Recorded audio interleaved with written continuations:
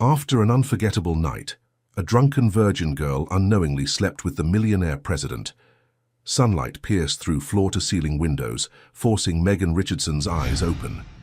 The pounding in her head intensified as consciousness crept in, bringing with it a wave of disorientation. This wasn't her modest apartment with its familiar IKEA furniture and overflowing bookshelf.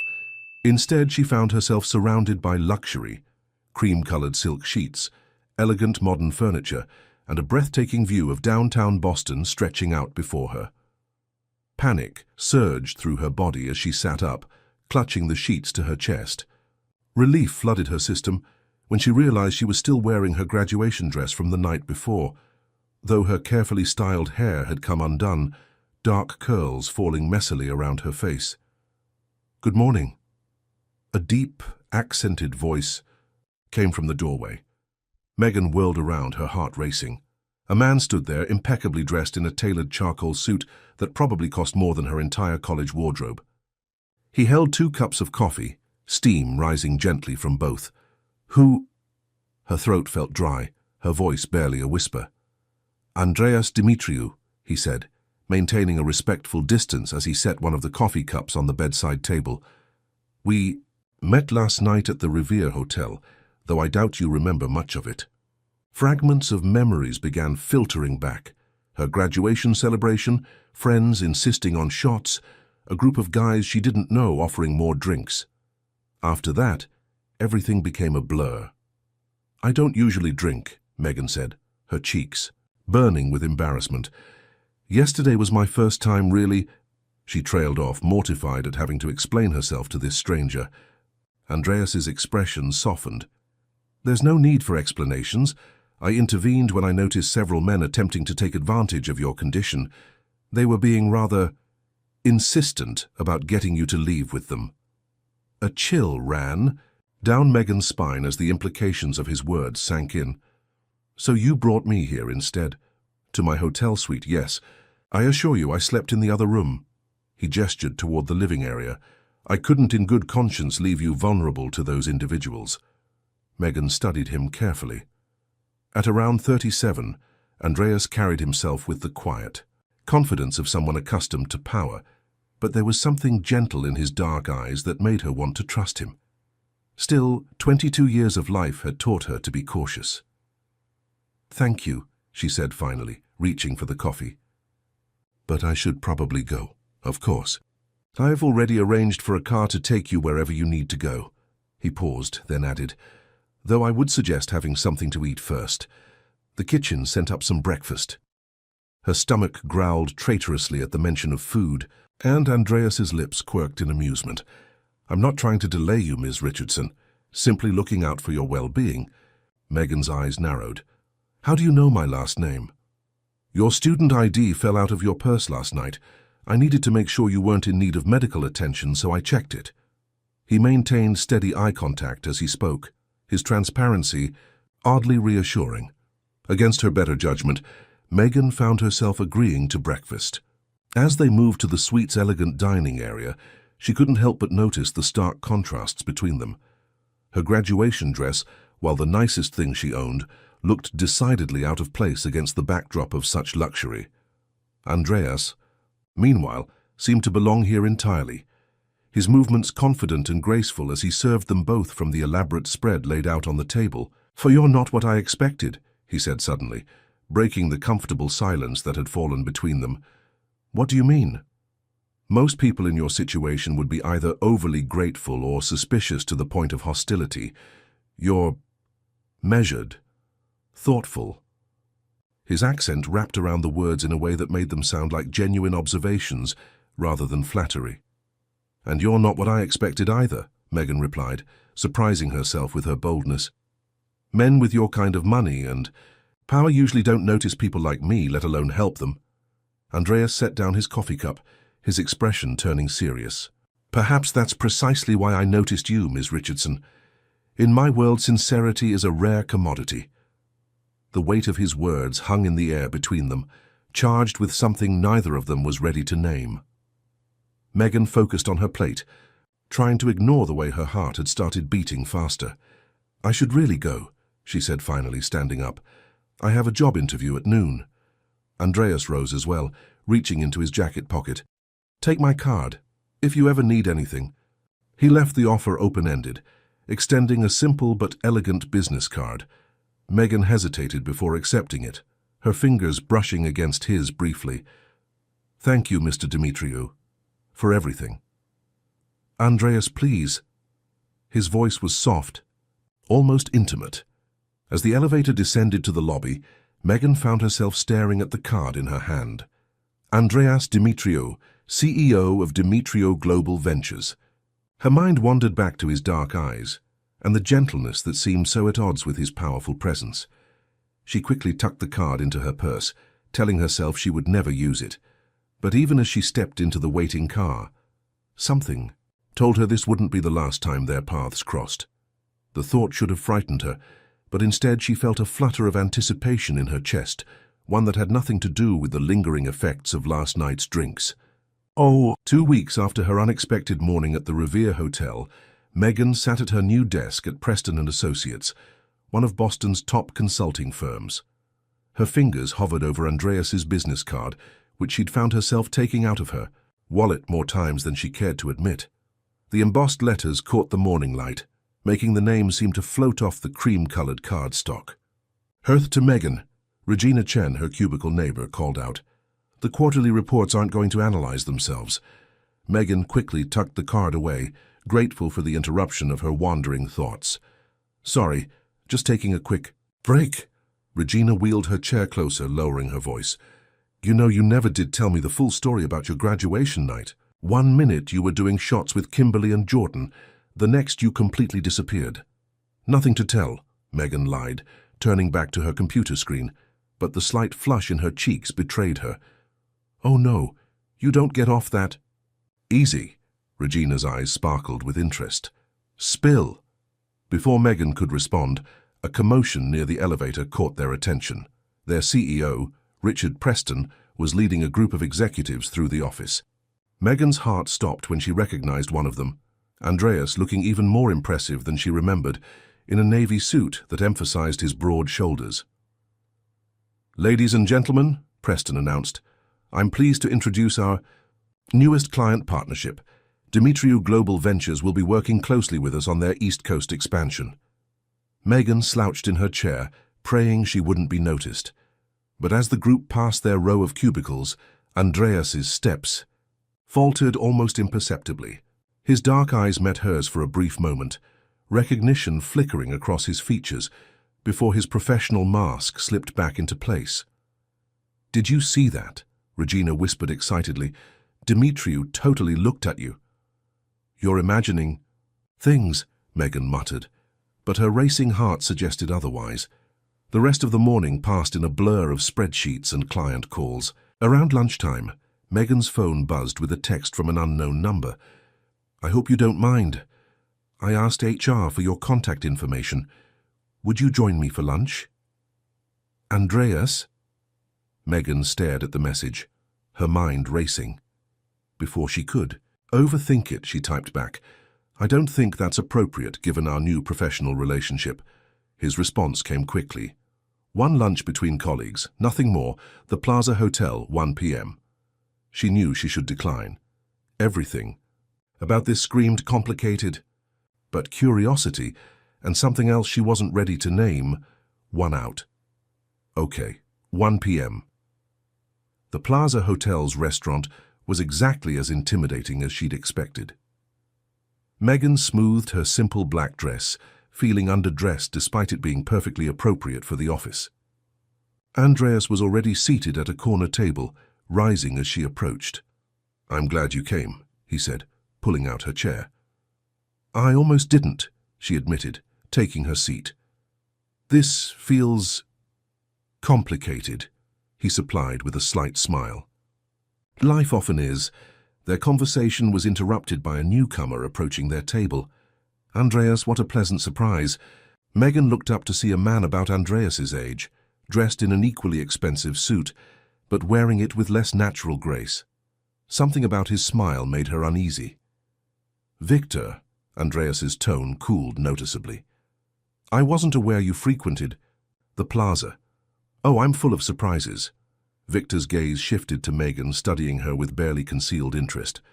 Aren't you going to introduce me to your lovely companion? Megan Richardson, she spoke up before Andreas could, extending her hand professionally. I'm with Preston and Associates. Victor Lascaris. His handshake lingered a moment too long. How fascinating that Andreas is having lunch with a junior consultant from his new advisory firm, very hands-on management style. The implication in his tone made Megan's skin crawl. Andreas's jaw tightened almost imperceptibly. If you'll excuse us, Victor, we were in the middle of a business discussion. Of course, of course. Victor's smile didn't reach his eyes. Lovely meeting you, Miss Richardson. I'm sure we'll be seeing more of each other. As he walked away, Megan released a breath she hadn't realized she was holding. Friend of yours? Competitor, Andreas corrected. One who's been trying to undermine my company for years. He paused, studying her face. I apologize if he made you uncomfortable. I'm fine, Megan assured him, though something about Victor's calculating gaze still bothered her. But maybe this lunch wasn't such a good idea. Because of Victor? Because of everything. She gestured vaguely at their surroundings. This isn't my world, Andreas, and now that we're technically working together— You're right, he conceded, but perhaps that's exactly why we should get to know each other better. Clear the air about that night. Establish professional boundaries. Megan considered his words. Okay, she said finally, but next time, we meet somewhere less conspicuous. I don't need people getting the wrong idea. Next time, Andreas raised an eyebrow, a hint of a smile playing at his lips. Figure of speech, Megan backtracked, but she couldn't help returning his smile. The rest of lunch passed pleasantly, their conversation flowing easily between work and more personal topics. Andreas told her about growing up in Greece, about his father's shipping business that he'd transformed into a global enterprise. Megan shared stories about her scholarship to Boston University, her mother's sacrifices to support her education. As they were finishing their coffee, Andreas's phone buzzed. His expression darkened as he read the message. Everything okay? Megan asked. Just business, he said, but she could tell he was troubled. Victor works quickly, it seems. What do you mean? Andreas hesitated before showing her his phone. It was an email from Victor to several board members expressing concerns about Andreas's personal involvement with junior staff at their new consulting firm. He's trying to make it look inappropriate, Megan realized, her stomach sinking. Victor excels at creating problems where none exist. Andreas's voice was tight with controlled anger. I'm sorry you've been drawn into this. It's not your fault. Megan stood, gathering her things. But we should probably keep our distance for a while, at least professionally. Andreas nodded, though she could see the reluctance in his eyes. For what it's worth, Megan, I enjoy your company. Politics and complications aside. I enjoy yours too, she admitted softly. But sometimes that's not enough. As she walked back to the office, Megan couldn't shake the feeling that things were about to become much more complicated. Victor's calculating smile haunted her thoughts, along with the warmth in Andreas's eyes when he looked at her. She told herself she was doing the right thing by maintaining professional distance, but her heart wasn't entirely convinced. What she didn't notice was Victor Lascaris watching her from his car across the street, his phone in hand, as he typed out another carefully worded email. The game was just beginning, and he intended to use every piece on the board, including the unsuspecting Megan Richardson. The autumn rain pounded against the windows of Preston and Associates, matching Megan's turbulent mood. 3 days had passed since her lunch with Andreas, and the office gossip mill was working overtime. She'd caught snippets of whispered conversations, seen the sideways glances from co-workers who'd previously been friendly. Even Regina had grown somewhat distant after hearing rumors about Megan's special connection with their newest client. Ms. Richardson? Lauren from HR appeared at her cubicle. Could you come with me, please? Megan's stomach dropped, but she maintained her composure as she followed Lauren to a conference room. Inside, Richard Preston himself waited, along with 2 other executives she recognized from the board. Please sit down, Preston gestured to an empty chair. His expression was carefully neutral. We've received some concerning communications about your relationship with Mr. Dimitriou. There is no relationship, Megan stated firmly. Mr. Dimitriou helped me out of a dangerous situation at my graduation celebration before he was ever our client. We had one lunch to discuss professional boundaries. That's all. Preston leaned forward. Be that as it may, the perception of impropriety can be just as damaging as impropriety itself. Several board members have expressed concerns about potential conflicts of interest. These concerns wouldn't happen to come from Victor Lascaris, would they? Megan asked, surprising herself with her boldness. Preston's eyebrows rose slightly. You know Mr. Lascaris? I met him briefly at that lunch. He seemed very interested in creating problems where none exist. One of the other executives, a sharp-featured woman named Diana Walsh, spoke up. Regardless of the source, we need to address this situation. Ms. Richardson, we're transferring you to our Seattle office, effective immediately. Seattle? Megan's voice cracked. But my whole life is here. My mother. It's either transfer or resignation, Preston interrupted. We can't risk losing the Dimitriou account over this, and frankly your position here is far more expendable. The injustice of it all hit Megan like a physical blow. She stood, her hands trembling slightly. Then I resign. Megan, Preston started, but she cut him off. No, I won't be pushed across the country because of malicious gossip and office politics. I've done nothing wrong, and we all know it. I'll have my resignation letter on your desk within the hour. She managed to maintain her dignity until she reached the women's restroom, where she finally let the tears fall. Everything she'd worked for gone in an instant. Her mother's voice echoed in her head. The world isn't fair, baby girl, but you're stronger than anything it throws at you. A knock on the door interrupted her thoughts. Megan. It was Regina. I saw what happened. Are you okay? Megan wiped her eyes and opened the door. Regina immediately pulled her into a hug. I'm so sorry, Regina whispered. I should have stood up for you when people started talking. It's not your fault, Megan assured her, but I need a favor. Can you help me pack up my desk? I don't want to face everyone out there.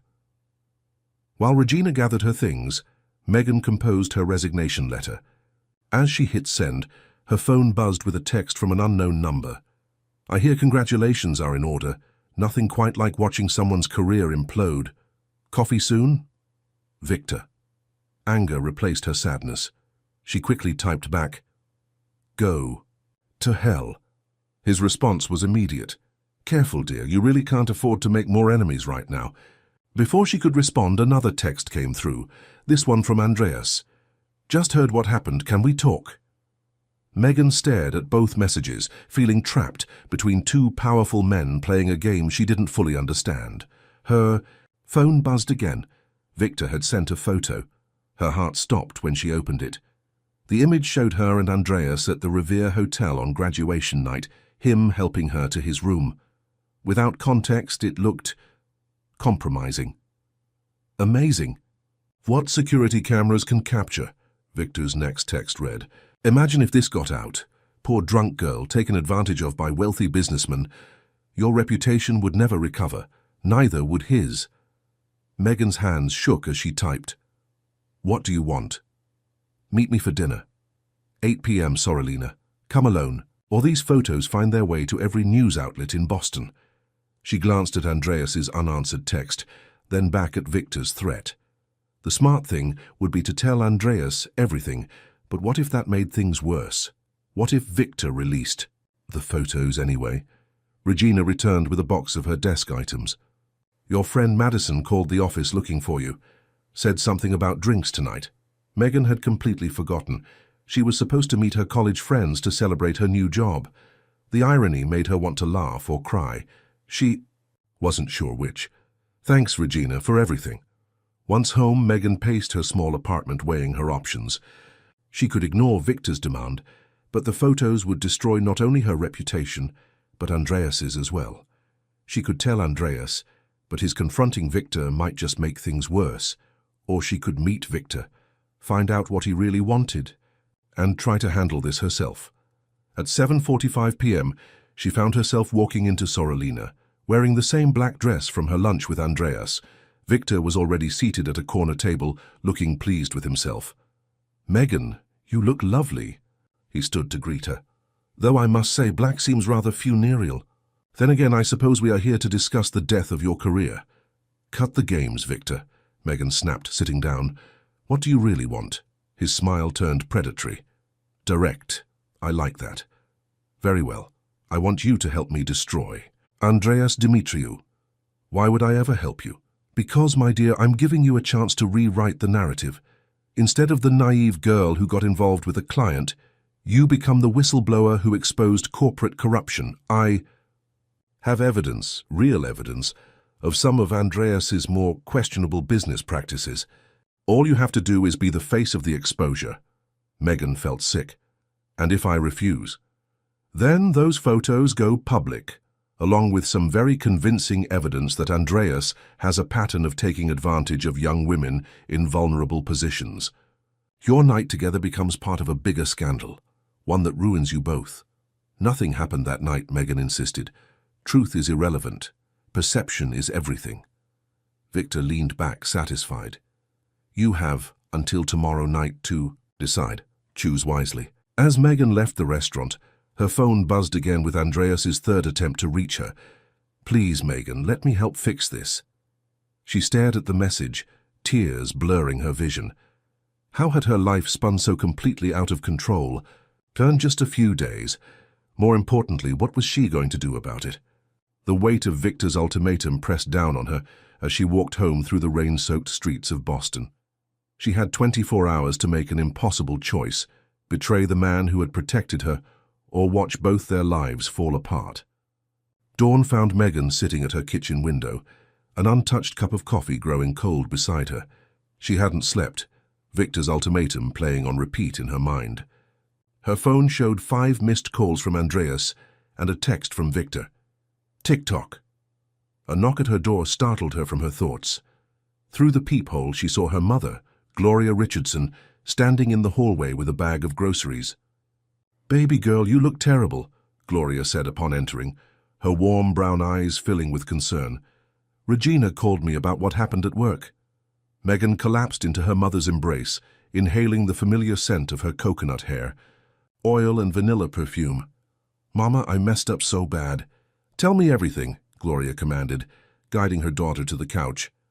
Over the next hour, Megan poured out the whole story: the graduation night, Andreas's protection, Victor's manipulation, and now the impossible choice before her. Gloria listened without interruption, her expression growing increasingly troubled. "Remember what happened with your father?" Gloria finally asked, her voice soft. Megan tensed. They rarely spoke about her father's betrayal, how he'd chosen his new family over supporting Megan's college education, leaving Gloria to work 3 jobs to help cover what the scholarships didn't. "You told me then that running from hard truths only makes them chase you faster," Gloria continued. "This Victor person, he's counting on your fear. But you're a Richardson woman, and we don't break under pressure. But if those photos get out, then you face it head-on with the truth." Gloria squeezed her daughter's hand. "And it seems to me this Andreas person deserves to know what's happening. You're not just deciding your own fate here." Megan knew her mother was right. She pulled out her phone and typed a message to Andreas. "Can you meet? It's important. My place in an hour?" His response was immediate. "On my way." Gloria stood, gathering her purse. "I'll leave you to handle this. Just remember, your integrity isn't negotiable no matter what anyone threatens." After her mother left, Megan showered and changed into jeans and a soft blue sweater, trying to calm her nerves. Exactly an hour after her text, another knock came at her door. Andreas stood in her hallway looking slightly disheveled, a far cry from his usual polished appearance. His tie was loosened, and worry lines creased his forehead. "I've been trying to reach you," he said, stepping inside. "I know, I'm sorry." Megan led him to her small living room. "I needed time to think." Andreas took in her modest apartment, the second-hand furniture, the wall of academic achievements, the family photos. His eyes lingered on a picture of young Megan and Gloria at her high school graduation. Victor came to see me yesterday, he said suddenly, hinted that he had something that could destroy us both. I assumed he was bluffing. He wasn't. Megan pulled out her phone and showed Andreas the surveillance photo. She watched his expression darken as she explained Victor's ultimatum.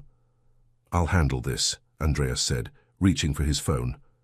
"No," Megan caught his arm. "That's exactly what he wants, to provoke you into doing something rash. He's threatening you because of me." Andreas's voice was tight with anger. "I won't stand for it." "Listen to me," Megan insisted. "I've been up all night thinking about this. Victor's power comes from secrets, the ones he knows, the ones he creates. But what if we take that power away?" Andreas studied her face. "What are you suggesting?" "We tell the truth, all of it, before he can spin his version." Megan began, pacing, her plan taking shape. "We give a joint statement to the media about graduation night, about how you protected me, about Victor's attempted blackmail. We control the narrative. It could backfire," Andreas warned. "The press might still twist it." "Maybe. But I'd rather go down fighting with the truth than let him manipulate us with lies." She stopped pacing and faced him. Unless you have something to hide. Those business practices he mentioned." "Nothing illegal," Andreas assured her quickly. "Some aggressive takeovers, a few corporate maneuvers that looked harsh but were necessary. Nothing that wouldn't stand up to scrutiny." Their eyes met, and something shifted in the air between them. Andreas stepped closer, close enough that Megan had to tilt her head back to maintain eye contact. "Why are you willing to risk everything to help me?" he asked softly. "Because you risked everything to help me first," she replied. "And because—" She hesitated, then pushed on. "Because what I feel when I'm with you scares me more than anything Victor could do." Andreas's hand came up to cup her cheek, his thumb brushing away a tear she hadn't realized had fallen. For a moment Megan thought he might kiss her. Instead, he pressed his forehead to hers, sharing a breath. "We do this together then," he said. "But first, there's something you should—" "No." He pulled back slightly, reaching into his jacket pocket. "I had my security team do some digging after Victor's visit yesterday. They found this." He handed her his phone, showing an email chain. As Megan read, her eyes widened. The emails revealed that Victor had orchestrated everything, from ensuring Megan would be at the Revere Hotel that night to arranging for the men who had tried to take advantage of her. He set the whole thing up? Megan felt her knees go weak. "But why?" "Because he knew I would help you." Andreas's voice was heavy with guilt. "He knows I have a sister who—" He paused, pain flickering across his features. "Who wasn't as fortunate as you were that night. He used that knowledge to put you in my path, thinking he could use our connection against me later." Megan sank onto her couch, processing this revelation. "So none of it was real? Our connection was just part of his plan?" "The situation might have been orchestrated." Andreas knelt before her, taking her hands in his. "But everything I felt, everything I feel is real. Victor didn't count on that."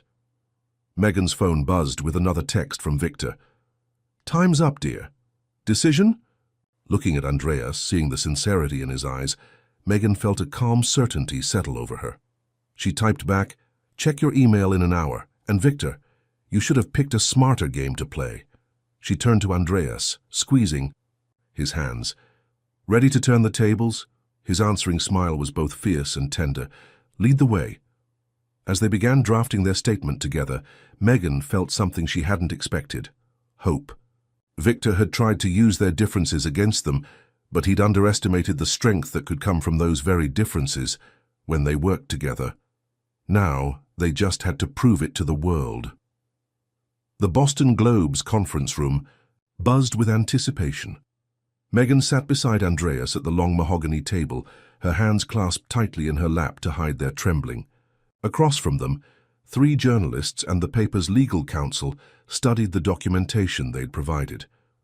"This is quite a story," Catherine Martinez, the lead reporter, said finally. "Mr. Lascaris's orchestration of the graduation night incident, the attempted blackmail, the corporate espionage allegations, it's explosive. And all documented," Andreas added. his voice steady. His hand found Megan's under the table, offering silent support. Every email, every surveillance photo, every threatening message, including this morning's developments, Megan chimed in, pulling up Victor's latest text on her phone. He'd been sending increasingly aggressive messages since they'd announced their intention to go public. The latest read, "You're making a serious mistake. Last chance to back down before I destroy you both." Catherine's eyes narrowed as she read it. "He's not taking your countermove well, because he never expected us to choose truth over fear." Megan replied, drawing strength from Andreas's presence beside her. "He thought he could manipulate us through our differences, use them against us. Instead, those differences became your strength," Catherine finished, a hint of admiration in her tone. "It's a compelling narrative." The legal counsel, a sharp-eyed woman named Patricia Wong, spoke up. "Everything checks out from our end. The documentation is solid, and Mr. Lascaris's pattern of behavior is clearly established. We'd be on solid, legal ground publishing this." "Then let's proceed," Catherine decided. "We'll need you both to go on record, starting with that night at the Revere Hotel." For the next 2 hours, Megan and Andreas recounted every detail. She described her graduation celebration, the mysterious men who'd appeared with suspicious amounts of free drinks, her growing disorientation. Andreas detailed how he'd recognized the signs of deliberate intoxication, having seen similar scenarios through his sister's work at a women's shelter. "I couldn't walk away," Andreas explained, emotion creeping into his usually controlled voice. "Not after what happened to Helena." "Your sister?" Catherine asked gently. Andreas nodded. "She was drugged at a college party. Nobody intervened. She survived, but—" He paused, collecting himself. "She now runs one of the largest sexual assault prevention organizations in Greece. When I saw those men with Megan, I heard Helena's voice in my head, telling me to act." Megan squeezed his hand, offering support as he shared this painful piece of his past. She knew how much it cost him to make this public. "And then Victor used that history against you both," Catherine concluded. "Created a situation he knew would draw you together, planning to exploit it later." "He didn't count on one thing, though," Megan said, her voice growing stronger. "He thought our differences, age, background, social status, would make us easy to manipulate. But those differences are exactly what helped us see through his game. We view the world from different angles. Together, we saw the whole picture." As the interview concluded, Catherine's team began preparing the story for immediate release. "This will hit the website within the hour," she informed them. "Are you both ready for the fallout?" Before either could respond, Megan's phone exploded with notifications. Her hands shook as she opened her email to find Victor had made his move. The surveillance photos had been sent to every major news outlet in Boston, accompanied by a crafted narrative painting Andreas as a predator and Megan as either his victim or gold-digging accomplice, depending on which version you read. "He's trying to get ahead of our story," Andreas observed grimly. Catherine smiled. "Too late. We've been live for the past 10 minutes. Social media is already picking it up." Megan's phone rang, her mother. "Baby girl, I'm looking at the Globe article right now. You did it. You stood your ground." Tears pricked at Megan's eyes. "Thanks, Mama, for teaching me how." As they left the Globe's offices, Andreas's security detail informed them that Victor had been seen leaving his office in a hurry, taking a private jet to an unknown destination. "Hair's running," Andreas said with grim satisfaction. "Good," Megan replied. "Let him run. The truth will follow him wherever he goes." They stood on the sidewalk as the late afternoon sun painted Boston's skyline in shades of gold. The air felt lighter somehow, despite the chaos they knew was coming. "Come to dinner with me," Andreas said suddenly. Megan raised an eyebrow. "After all this, you're asking me on a date?"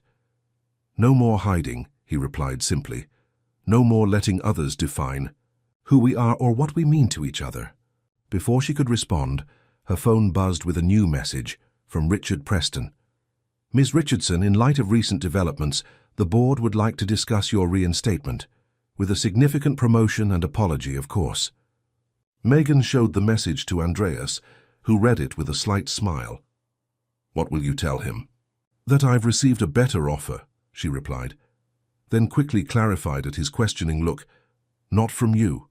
Winchester Consulting reached out this morning. They've been following the story and want me to head their new corporate ethics division. Pride bloomed in Andreas's eyes. Taking your experience and turning it into something powerful. That's who you are, Megan Richardson. She stepped closer to him, no longer caring who might see. And who are we? Andreas Dimitriou. His hand came up to cup her face, thumb tracing her cheekbone. We're two people who refused to let someone else write our story, who chose truth over fear, who found strength in our differences instead of letting them divide us. This time, when he leaned in, there was no hesitation. Their first kiss was gentle but fierce, a promise and a declaration all at once. Around them, phones appeared as passers-by recognized them from the breaking news, but neither cared. About that dinner, Megan said when they finally broke apart. I know a great little Ethiopian place in Cambridge, completely different from your usual spots. Andreas smiled, taking her hand. Perfect. After all, our differences are what make us interesting. As they walked together through the bustling streets of Boston, Megan felt a profound sense of peace. Victor had tried to use their worlds against them, but he'd failed to understand a fundamental truth. Sometimes the most powerful connections are forged precisely because of our differences, not in spite of them. Her phone buzzed one final time. Another text from Victor, probably his last for a while. This isn't over. Megan didn't bother responding. She simply tucked her phone away and leaned into Andreas's embrace, knowing that whatever came next, they would face it together, on their own terms. 3 days after their story broke in the Boston Globe, Megan stood in front of her bathroom mirror, adjusting her blazer for the 5th time. Her first day at Winchester Consulting loomed ahead, and the weight of expectations felt heavy on her shoulders. Her phone hadn't stopped buzzing since the article went live. Journalists seeking comments, old colleagues offering support, and even a few women sharing similar stories of corporate manipulation. A new message lit up her screen from Helena Dimitriou. Looking forward to finally meeting you over video call tonight. Andreas hasn't stopped talking about you. The text brought a smile to her face, even as it triggered a fresh wave of butterflies. Meeting Andreas's sister, even virtually, felt like crossing another threshold in their relationship. Before she could respond, another message appeared, this one from an unknown international number. Enjoying your moment in the spotlight? Remember, pride comes before a fall. V. Megan's hands trembled slightly as she screenshot the message and forwarded it to Detective Michael Chen, who was handling the harassment case against Victor. They'd tracked his initial flight to Switzerland, but he'd disappeared after that. A knock at her door interrupted her thoughts. She opened it to find Andreas standing there, coffee cups in hand and concern in his eyes. You're not usually this early, she said, accepting the coffee gratefully. I saw his message, Andreas replied, stepping inside. He'd given her his old phone when they discovered Victor had likely compromised her previous one, and they now shared location and message notifications for safety. I'm fine, Megan assured him, though they both knew it wasn't entirely true. Just first-day nerves mixed with everything else. Andreas studied her face. We could postpone the call with Helena. Absolutely not. Megan squared her shoulders. I won't let Victor's threats disrupt our lives more than they already have. A small smile played at Andreas's lips. You know that determination of yours? It's both terrifying and incredibly attractive. Flirt later, she said, gathering her laptop bag. Right now, I need you to help me convince the world that I got this job on merit, not because of our relationship. The drive to Winchester Consulting's downtown offices was quiet, both lost in their thoughts. As they pulled up to the building, Andreas caught her hand. Remember what you told the Globe, he said softly. Our differences are our strength. Megan leaned over and kissed him quickly. See you tonight for the call with Helena? Wouldn't miss it. The Winchester offices were a stark contrast to Preston and Associates, all clean lines and modern aesthetics. Charlotte Winchester herself waited in the lobby, a tall woman in her 50s with steel-grey hair and sharp eyes. Megan, she greeted, warmly. Welcome to the team. I must say your handling of the Lascari situation was impressive. That's exactly the kind of ethical backbone we need in this industry. The morning passed in a whirlwind of introductions and orientations. Megan's new role as head of corporate ethics came with a corner office and a team of 5. By lunch, she'd already drafted preliminary guidelines for a new corporate accountability initiative. Ms. Richardson, her new assistant Daniel, appeared. At her door. "There's a situation you should be aware of." He handed her a tablet showing a breaking news story. Victor had surfaced in Geneva, giving an interview that painted himself as the victim of a corporate conspiracy. He claimed Andreas had orchestrated everything to eliminate him as competition, using Megan as a pawn. "He's getting desperate," Megan observed, her voice steadier than she felt. "Forward this to our legal team and Detective Chen." As she returned to work, her phone buzzed with messages of support from her mother and Regina. But it was a longer message from Andreas that caught her attention. "The board is meeting tomorrow to discuss Victor's claims. They're concerned about market stability. I know we agreed to keep our professional lives separate, but I could use your perspective on this. Dinner at my place before Helena's call? You can help me cook that pasta dish you've been trying to teach me." Megan smiled, remembering their disastrous first attempt at cooking together last week. Despite the chaos swirling around them, they'd been building something real. Quiet moments, shared laughter, honest conversations about their fears and hopes. The rest of the afternoon flew by in a series of meetings and policy reviews. As Megan packed up to leave, Charlotte stopped by her office. "I saw the news about Lascaris," she said, settling into a chair. "Are you prepared for what comes next?" "You mean the accusations, the attempts to discredit me?" Charlotte's expression softened slightly. "I mean the reality that you're now a symbol, whether you want to be or not. Your story has sparked a conversation about power dynamics and ethical responsibility in corporate America. That comes with both opportunity and burden." Megan thought about the emails she'd received from other women, sharing their own stories of manipulation and harassment. "I never asked to be a symbol." "Few who become ones do," Charlotte replied. "But you've handled it with grace. That's why I want you to speak at next month's Corporate Ethics Summit in New York." What? "Your experience combined with your professional expertise makes you uniquely qualified to address these issues." Charlotte stood. "Think about it. The platform could help you turn this situation into lasting change." As Megan left the office that evening, her mind raced with possibilities. Charlotte was right. She had a chance to transform this crisis into something meaningful. But Victor's latest move complicated things. His lies threatened not just her and Andreas, but the very changes they hoped to create. The sun was setting as her cab pulled up to Andreas's Beacon Hill townhouse. Through the window, she could see him in the kitchen, phone pressed to his ear as he gestured animatedly.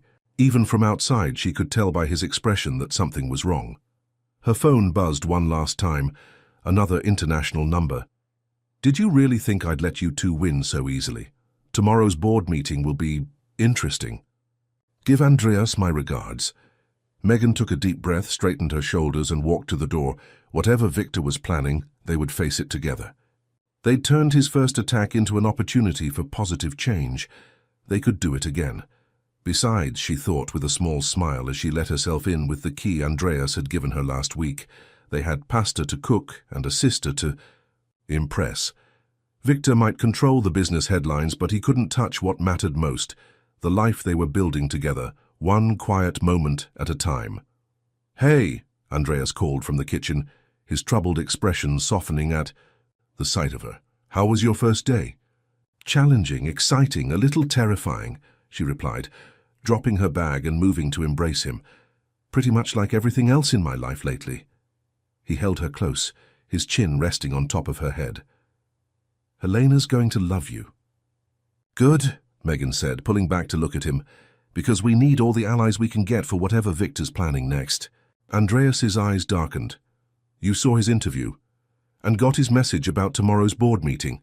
She moved to wash her hands at the sink. "But first, you promised me pasta, and I promised Helena we'd have a proper introduction." As they began preparing dinner together, Megan felt her anxiety about Victor's threats receding. They had built something real and strong, something that could withstand whatever storm was coming. Let Victor plot and scheme. They had truth on their side, and more importantly, they had each other. The video call with Helena had gone perfectly, almost too perfectly. As Megan lay in bed that night, replaying the evening's events, something nagged at her consciousness. Helena had been warm, engaging, and supportive, especially when discussing the upcoming board meeting. "You've got this," she'd said with a confident smile. Victor doesn't know what he's up against. Now, at 3 a.m., Megan stared at her ceiling, Andreas sleeping peacefully beside her.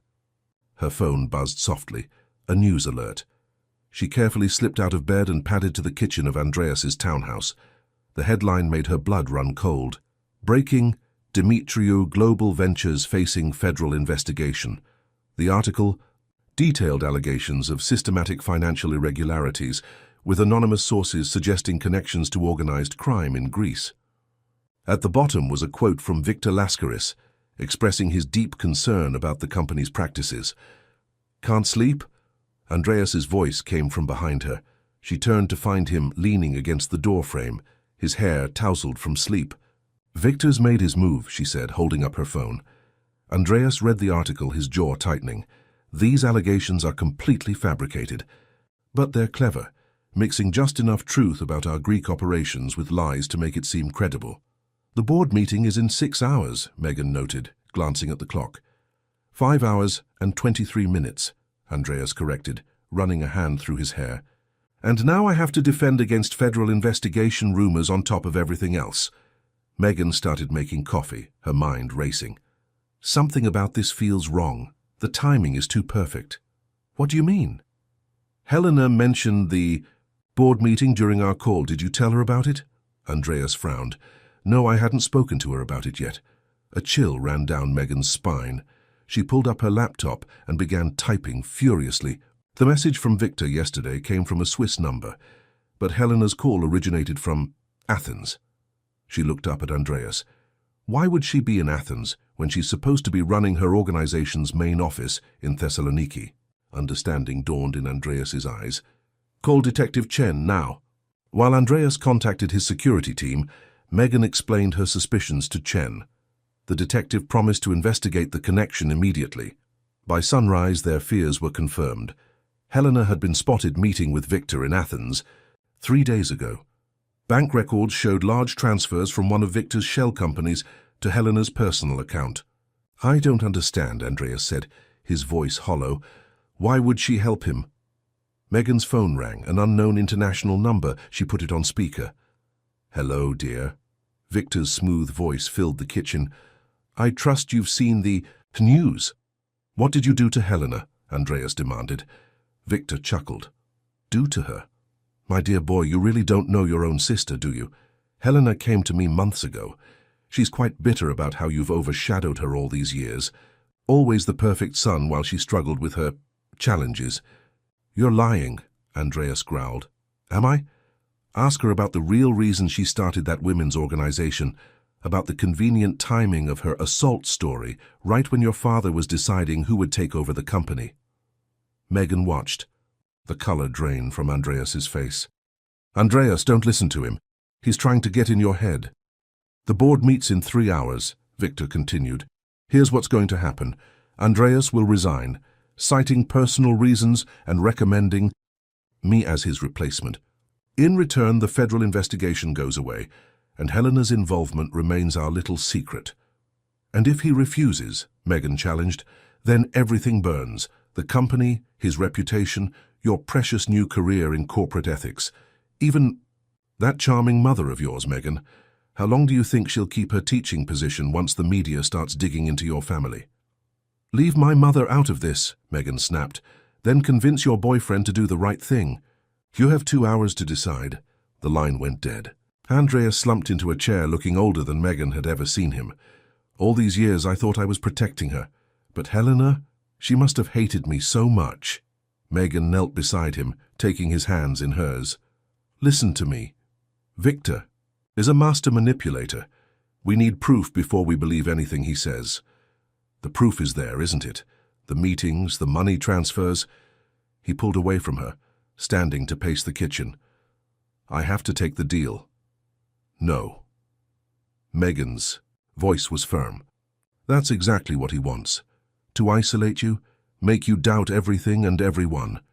He's threatening your mother, Megan, your career, your future. And I'm telling you we'll fight him together. She moved to block his pacing. You told me our differences make us stronger. Well, here's another difference. You want to protect everyone by sacrificing yourself. I want to protect everyone by standing our ground. Andrea stopped, really looking at her for the first time since the call. How can you be so sure? Because I know you. And despite what Victor says, I believe you know Helena too. There has to be more to this story. Megan's phone buzzed. Detective Chen. We found something. Victor's been blackmailing Helena for months. We have evidence of threats against her organization's funding, plus some questionable photos that appear to be doctored. She's been trying to protect both the organization and Andreas. Relief flooded Andreas's features. Can you get Helena on the phone? 20 minutes later, Helena's tear-filled voice explained everything. Victor had approached her months ago, threatening to expose alleged improprieties in her organization's finances. When she refused to help him, he'd escalated to blackmail, using doctored photos that made it appear she was misusing organization funds. She'd played along, feeding him information while secretly documenting everything. I'm so sorry, Andreas, Helena sobbed. I thought I could handle him myself, protect you like you've always protected me. But he's too strong. Not anymore, Megan said, an idea forming. Helena, we have less than 2 hours until the board meeting. Here's what we're going to do. The sun was fully up now, painting Boston's skyline in shades of hope. As they rushed to put their plan into action, Megan caught Andreas's hand. I need you to promise me something, she said. No more noble sacrifices. We fight our battles together from now on. He pulled her close, kissing her with an intensity that took her breath away. Together, he agreed. As they headed for the door, both phones buzzed simultaneously, Victor making sure they got his message. Time's running out, choose wisely. Megan smiled grimly as she typed back, Oh, we have. See you at the board meeting. She looked at Andreas, saw the same. Determination in his eyes. Victor thought he could use their love for each other as a weapon against them. He was about to learn that love, when it's real and true, doesn't weaken people. It makes them unstoppable. The Demetrio Global Ventures boardroom crackled with tension. Megan sat between Andreas and Charlotte Winchester, facing the assembled board members across the massive oak table. Victor stood at the head of the room looking immaculate in a custom suit, his confidence radiating like a force field. Ladies and gentlemen, Victor began, we're here to address serious concerns about the company's leadership and... Actually, Charlotte interrupted, rising smoothly, we're here to discuss corporate espionage, blackmail and securities fraud, specifically yours, Mr. Lascaris. Victor's smile didn't waver, but his eyes hardened. Ms. Winchester, while I appreciate your creative interpretation of events, I have documentation proving systematic financial irregularities within DGV. Fabricated documentation, Andreas stated, his voice steady. Just like the photos you used to blackmail my sister. Ah, yes, Helena. Victor's smile turned predatory. Should we discuss what your sister told me about the company's Greek operations? About your father's more questionable business practices? The boardroom door opened and Helena walked in, her head held high. Behind her came Detective Chen and 2 federal agents. Why don't we discuss what I actually told you, Victor? Helena's voice was steel wrapped in silk. Every conversation, every threat, every piece of evidence I've been gathering for the past 3 months. Victor's composure slipped for the first time. You're bluffing. Megan opened her laptop, connecting it to the room's display system. No bluff, just checkmate. The screen filled with surveillance footage. Victor meeting with known criminals in Athens, transferring funds through shell companies, doctoring photos to blackmail Helena. Each image was time-stamped and authenticated. You see, Megan continued, standing to address the board, Victor made a classic mistake. He assumed Helena's vulnerability was her weakness, but sometimes appearing vulnerable is the greatest strength. When Victor first approached me, Helena explained, I contacted the authorities. They suggested I play along, help build a case against him. Every meeting, every phone call, every transaction was monitored and documented. Victor's face had gone pale. This proves nothing. I still have evidence, fabricated evidence, Detective Chen cut in. We've traced the digital trail. Your anonymous sources for the federal investigation story all lead back to companies you control. The financial irregularities you claim to uncover, created by your own team and backdated. You really should have been more careful with your digital footprint, Megan added. Charlotte's cybersecurity team found everything, including emails proving you orchestrated the attempt to drug me at graduation. One of the federal agents stepped forward. Mr. Lascaris, you're under arrest for conspiracy, attempted sexual assault, blackmail, securities fraud, and witness tampering. This is absurd, Victor sputtered. You can't... Actually, we can, the second agent said, producing handcuffs. The SEC has been building a case against you for months. Ms. Dimitriou's evidence was the final piece we needed. As the agents led Victor away, he turned back, his face contorted with rage. This isn't over. You have no idea what I'm capable of. No, Victor. Andrea stood, taking Megan's hand. It is over. You just never understood what we're capable of. After Victor's departure, the board meeting continued. The chairman, Roger Montgomery, looked shell-shocked. Mr. Dimitriou, Ms. Richardson, I believe we owe you both an apology, and you as well, Ms. Dimitriou. Save the apologies, Helena said firmly. Instead, let's discuss implementing real corporate ethics guidelines, starting with better protection for whistleblowers and clear channels for reporting harassment. Agreed, Charlotte added. Winchester Consulting would be happy to partner with DGV on developing these protocols, with Megan leading the initiative, of course. The next hour was spent in productive discussion. When the meeting finally adjourned, Megan, Andreas, and Helena found themselves alone in the boardroom. Little brother, Helena said softly, I'm so sorry I didn't tell you what was happening. I wanted to protect you for once. Andreas pulled his sister into a fierce hug. No more secrets between us, no more carrying burdens alone. Speaking of secrets, Megan interjected, there's something we need to discuss. She pulled up another file on her laptop. While investigating Victor, we found some interesting information about your father's old business practices. Andreas tensed. What kind of information? Evidence that he was being blackmailed too, by Victor's father. Helena moved to look at the screen. That's why Dad was so harsh with us, always pushing for perfection.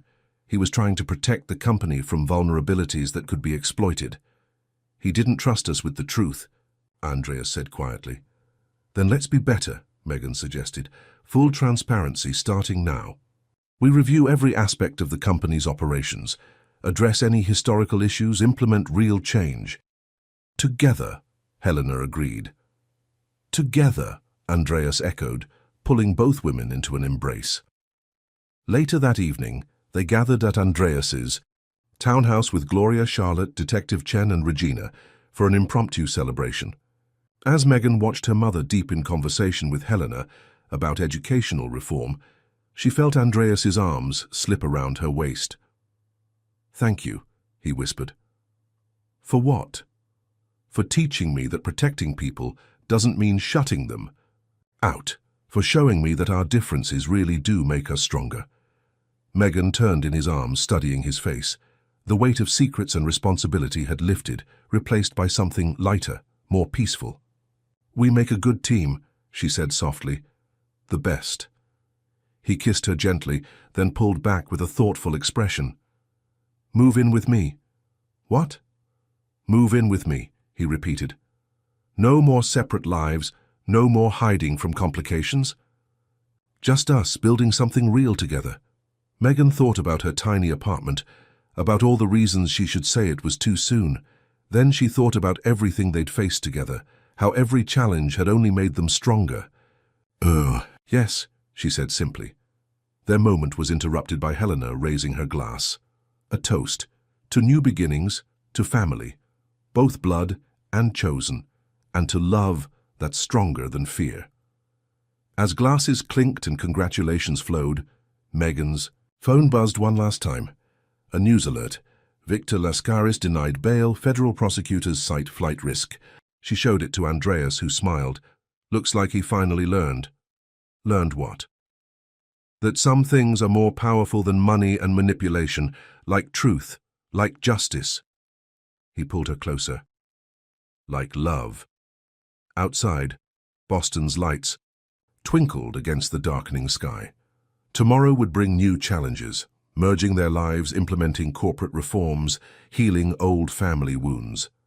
But tonight, surrounded by the family they'd built, Megan and Andreas had everything they needed. Victor had tried to use their differences to tear them apart. Instead, he'd only proved what they'd known all along.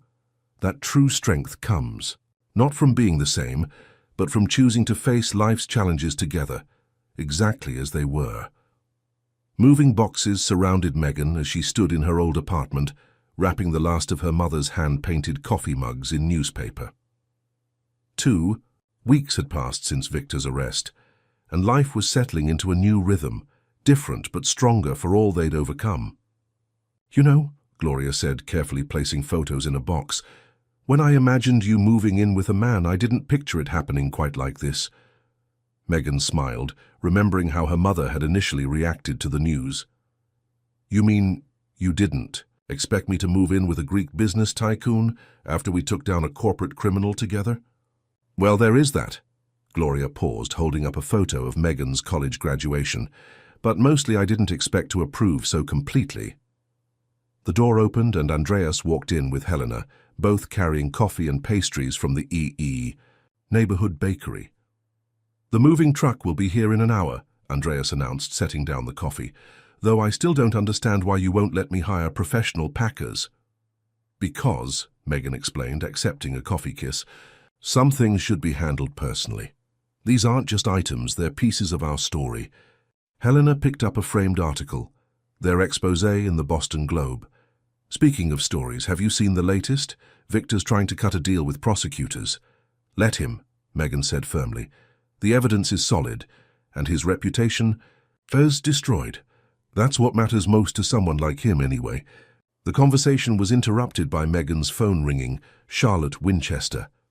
"Megan, I need you at the office.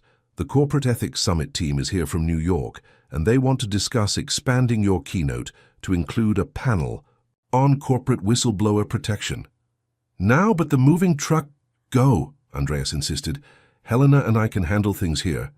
"Your mother's already taught us your extremely specific box labeling system." Gloria laughed. "He's learning, though he still doesn't understand why books need to be sorted by genre and color." Megan gathered her things, kissing Andreas quickly. "Dinner tonight. Helena, you're joining us, right?"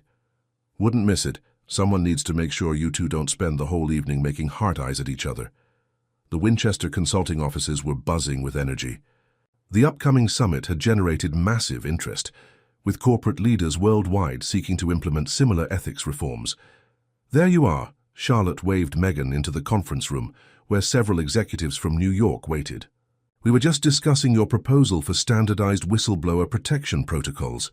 The meeting lasted hours, but Megan barely noticed the time passing.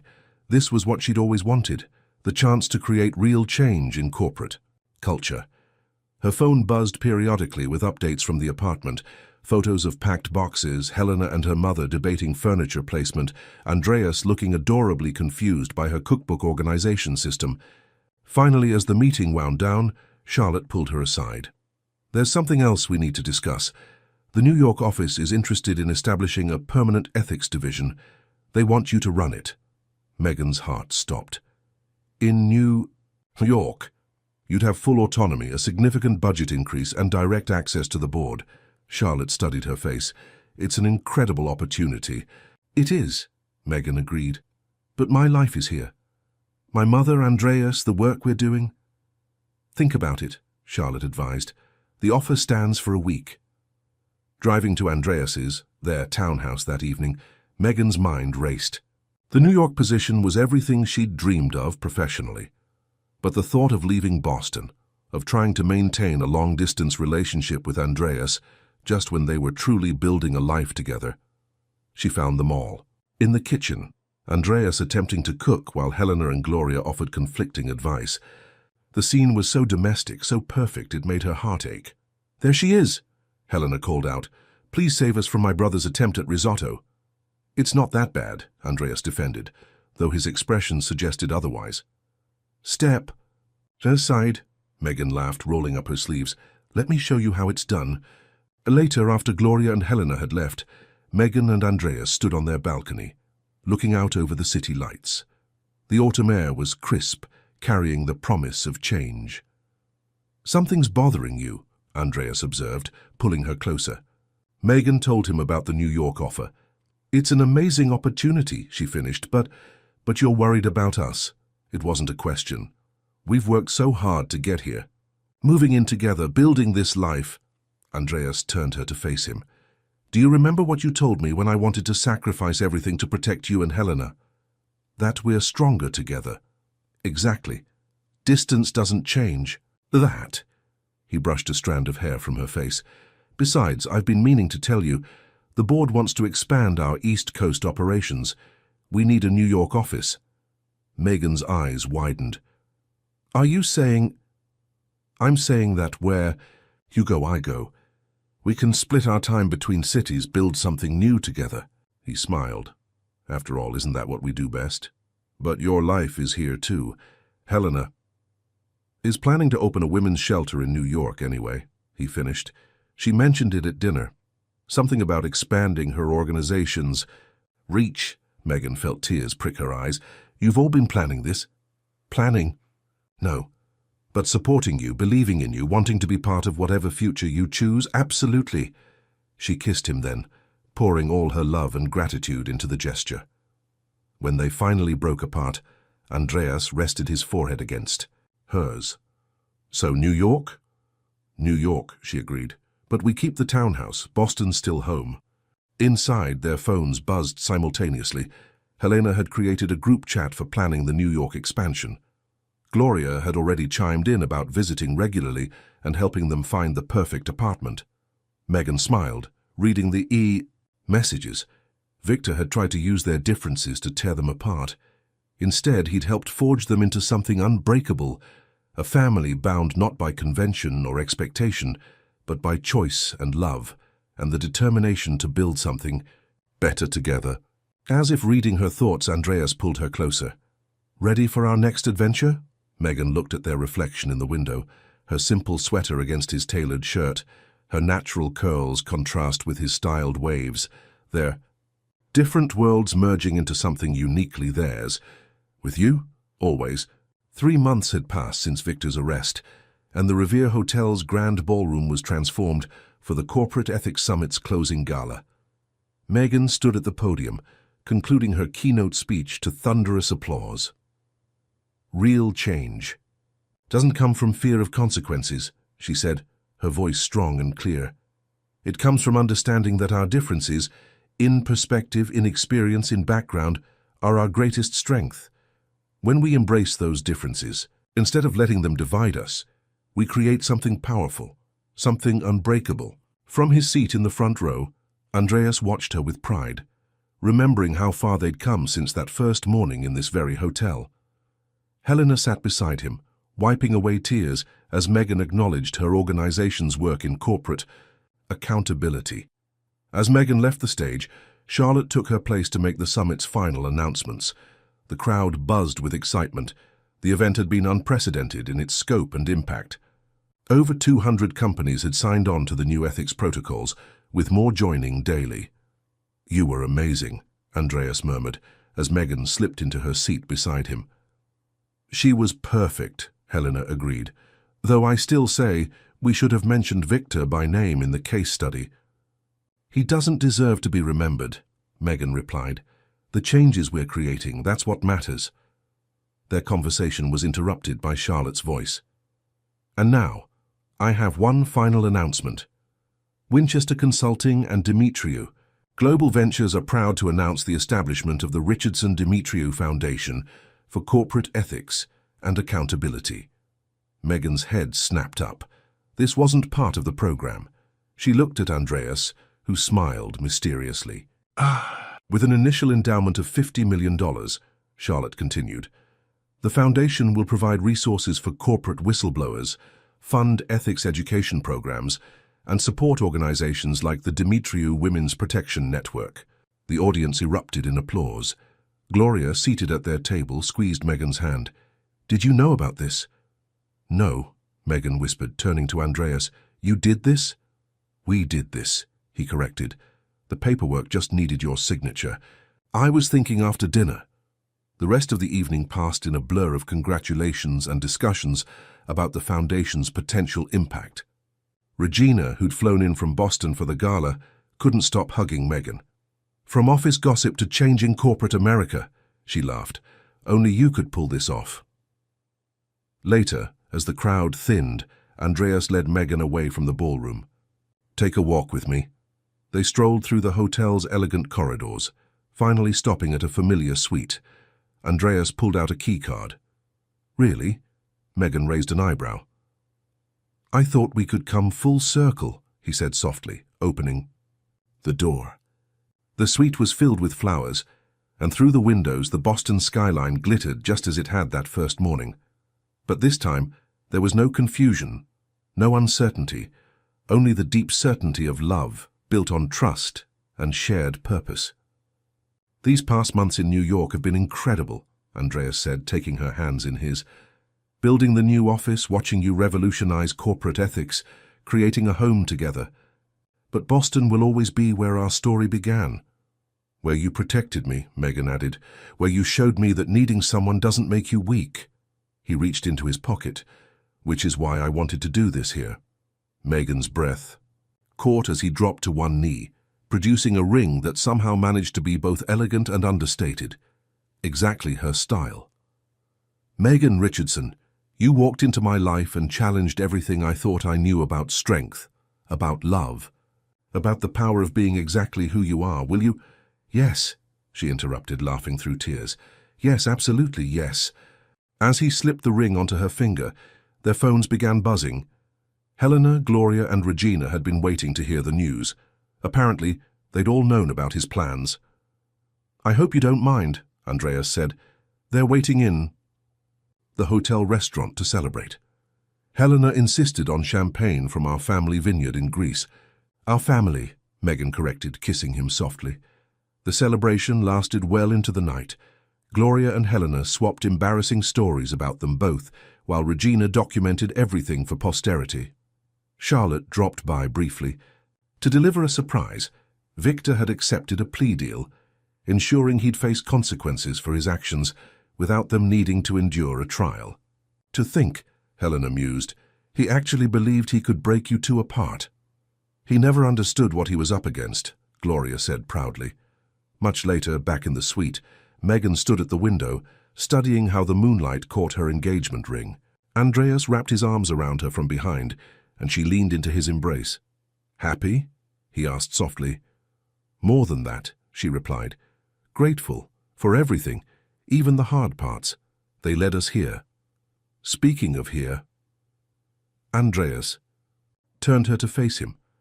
"I had an interesting call with the hotel's board today. They're selling and they're looking for investors who understand the importance of ethical business practices." Megan's eyes widened.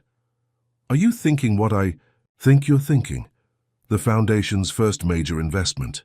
We could transform it into a model of corporate responsibility, partner with Helena's organization to provide jobs and training for survivors, while preserving the place where our story began," Megan finished. "I love it. Though we should probably rename it something other than the hotel where Andreas Demetriou rescued a drunk girl." Andreas laughed, pulling her closer. "I was thinking the Richardson Demetriou Hotel for Corporate Innovation and Social Change." "Terrible name," Megan grinned. "We'll work on it." As they stood there, planning their future in the very place their past began, Megan thought about all the ways life could surprise you. How a moment of vulnerability could lead to unimaginable strength. How differences that seemed insurmountable could become your greatest assets. How love, when it's real and true, doesn't conform to society's expectations. It creates its own path. "What are you thinking about?" Andreas asked, noticing her contemplative expression. About how sometimes the biggest risks bring the greatest rewards. She touched his face gently. About how letting someone in doesn't make you weak, it makes you whole. Outside, the city was waking up to a new day. Soon they'd head back to New York, to their growing enterprises and shared dreams. But for now, they stood together in the place where it all began. Two people from different worlds who had found something extraordinary in their differences. Victor had tried to use those differences to tear them apart. Instead, he'd helped them build something unbreakable, a love strong enough to withstand any storm, a partnership powerful enough to change the corporate world, and a family bound. Together not by convention but by choice. As the sun rose over Boston, painting the sky in shades of promise, Megan and Andreas held each other close, ready for whatever adventures awaited them. After all, they had everything they needed. Their truth, their love, and the strength that comes from facing life's challenges together, exactly as they were. The end. Based on this powerful story about differences, love, and courage, I'd like to ask you a reflective question. If you were in Megan's shoes, facing threats and manipulation from someone as powerful as Victor, would you choose to fight for the truth alongside Andreas, even with all the personal and professional risks, or would you opt for the safer path of walking away and protecting your career? What would you do if you had to choose between safety and fighting for something you believe in? Your participation in the channel is very important. Please leave your opinion in the comments. Thank you so much for watching until the end. If you enjoyed this story, don't forget to subscribe to the channel, leave a like, and comment your thoughts. Your participation is very important to us. See you next time.